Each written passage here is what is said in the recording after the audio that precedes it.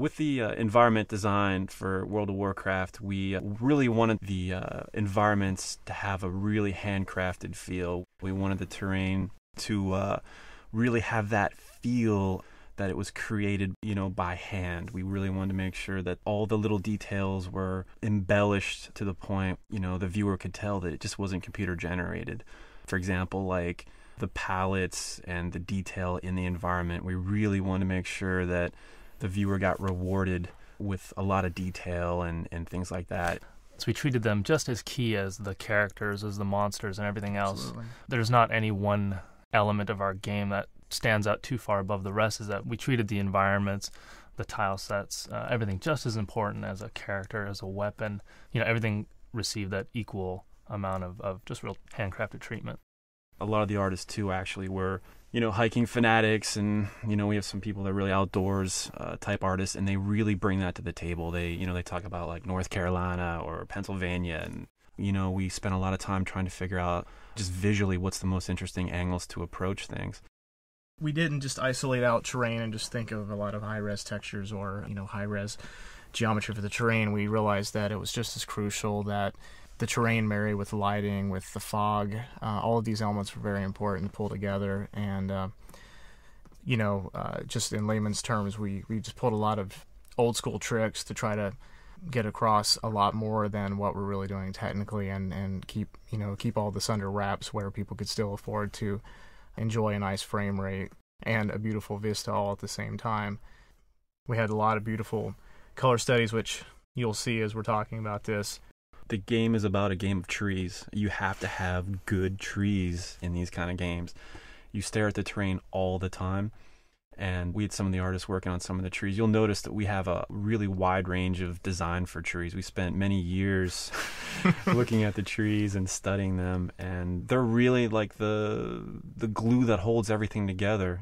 We were working on one of our earlier zones, and we concepted tree after tree after tree and built tree after tree after tree. And I remember laughing when I realized that we probably had about 50 iterations of this one tree that we just kept refining and trying to get it, as reasonable as possible as far as, poly counts and texture counts. And we went probably through weeks of collective testing on some of those trees over and over again. And then once we had those, it was sort of a framework for the ones to follow. I was just going to say that, when we got the color studies going, I felt like that was a really key point in development for the environments.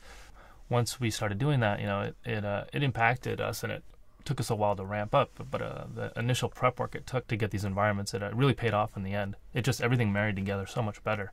Yeah. Our team of environmental artists spent a lot of time developing their techniques on the terrain itself, learning what types of patterns look best when you're running through the game.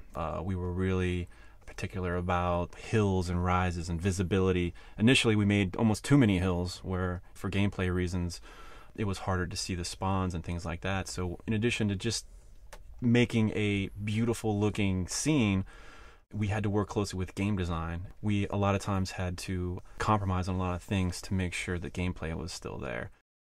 We wouldn't just do one of them for a zone, we'd also do one for different times of day. So we'd have one that was drawn to illustrate what the daytime light settings would be. We would do some for the evening time settings. We found that the sunrise and sunset were some of the most fun values to work with and offered like some of the best lighting. We actually enjoyed them so much, a lot of times we would purposely kind of let the keyframing be very loose. Mornings and evenings actually bleed in very heavily to noon and to midnight, so that you got to enjoy some of that dusty sort of feel a lot more of the day, because it was just more dramatic and just pretty. Basically, really the sunset lasts for like 8 hours in our game or something like that. Just because it looks so cool, it just runs all day. We wanted to make sure the palettes of the zone reflected somewhat in the race, very subtly.